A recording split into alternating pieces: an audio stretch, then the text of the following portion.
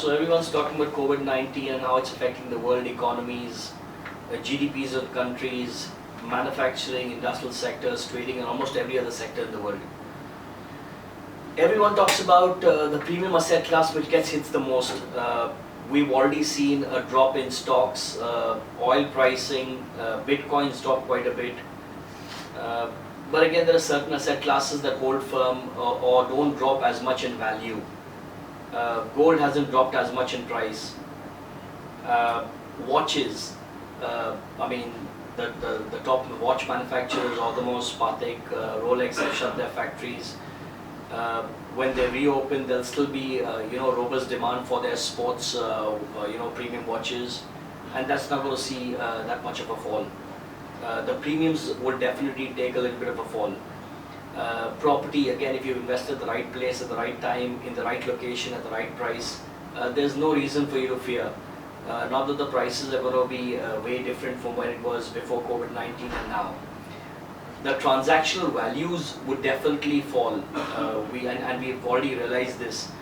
But if a person out of this panic of COVID-19 brings out his property for sale, would probably not do himself any favor, because there is going to be a panic sell at that way, and he's going to lose value on his own property, and that's going to be a desperate step. And property, remember, is all about a demand-supply equation. In Dubai, you've got 3 or 4 major developers: MR, Dubai Properties, Miras, and District 1. None of them have had any new launch in the last 1.5 months. So whatever's being sold is from the existing inventory. In the resale business, you would have the same units that have been there in the market. Not that you'll have additional 20, 30, 40 odd sellers that will come up and want to sell their property for lower, because they're only going to lower their price of their own property. Transactional value in properties would probably lower another between 1 to 5%. I would see that in the near future, for people to raise liquidity or to exit onto investments that they had a fixed EMI going. But I don't see that changing too much. Banks have been very, very easy in terms of differing installment payments. The LTV ratios of different banks have been increased from 75 to 80%. Everyone knows what goes down comes up. So this situation is not going to remain forever. It's a temporary situation. We're all going to come out of it and much stronger. We've got the Expo 2020 coming up right now. Most of the events that are being cancelled have actually in reality been postponed, and they will happen. And once we come out of this sentiment and fight this virus, we've actually got a lot of countries driving their economies. They'll be pushing their GDPs, and everyone will look at at the brighter side, like it happened in 1939, the Great Depression. People went through. There was a lot of negative sentiments. Buying and purchasing power, people reduced. But once it got over, property prices rose. Economies improved, people became millionaires and billionaires overnight, and property was the reviving factor. 2008, 2009, we went through this earlier, but end of 2011, 12, 13, 14 were probably the best years in Dubai real estate.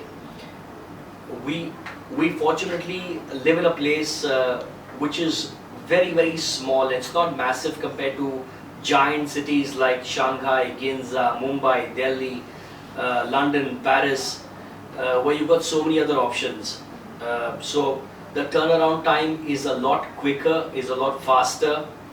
And again, the government's very, very proactive, agile, supports businesses and SMEs, and they've got a lot at stake with Expo 2020, which we all in it together. In fact, in the midst of this situation, we've transacted one of the biggest transaction values in one of the address hotels in downtown.